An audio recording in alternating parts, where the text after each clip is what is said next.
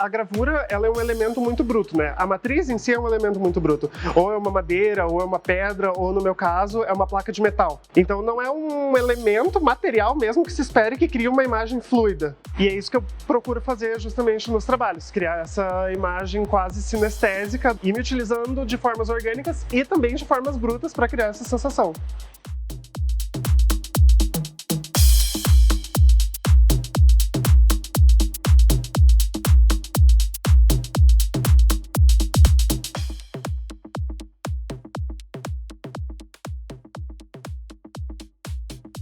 Conheci, na verdade, o Museu da Gravura aqui no Solar do Barão, e eu conheci os ateliês de gravura e principalmente o de gravura em metal, que foi quando eu comecei a ter um contato maior com a gravura em si, conhecer mais as técnicas, os processos dela, que antes era mais a xilogravura, literatura de cordel, que é o que a gente já conhece, né, linóleo, e me aprofundei mais na gravura em metal em si, todos os seus processos, litografia, serigrafia.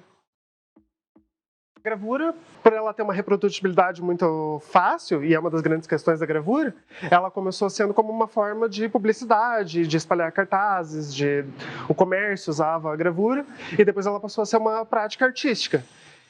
E uma das questões, ainda como técnica artística, é a reprodutibilidade da mesma obra.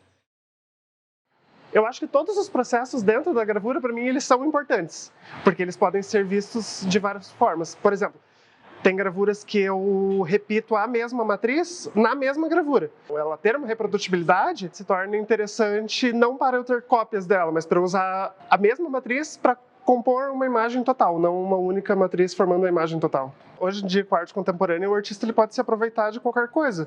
O que o artista pode fazer é se utilizar desses processos como poética, que é o meu caso.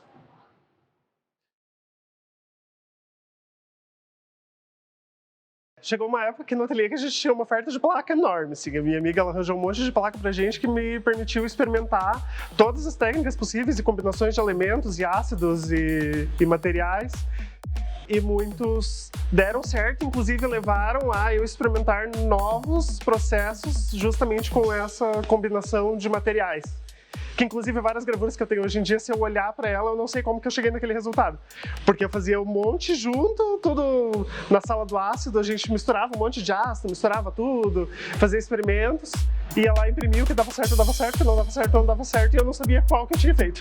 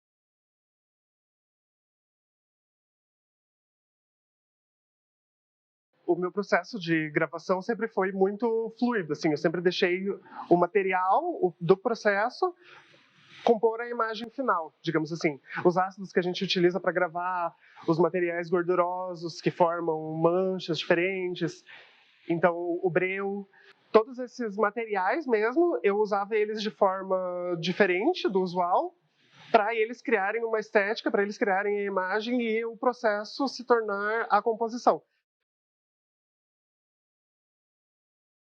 Eu sempre busco a forma mais fluida da imagem, usando elementos químicos e materiais gordurosos e materiais que são líquidos pela sua consistência natural. É muito mais fácil arranjar uma estética fluida e orgânica.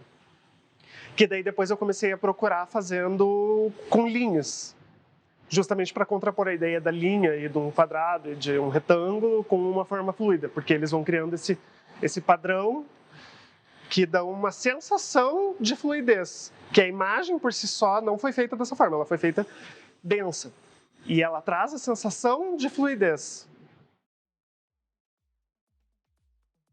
Junto com as linhas e algumas gravuras, eu procuro fazer elementos graficamente fluidos também, como, por exemplo, pontos e manchas. As linhas, elas formam um peso para baixo da imagem. E esses pontinhos, eles estão vagando no espaço vazio. Então eles trazem essa ideia de leveza e como se o peso dentro, para eles, não existisse. Mas as linhas, elas mostram o contrário, o peso está para baixo. Elas criam essa ideia de movimento para baixo que contrapõe a essas formas flutuantes.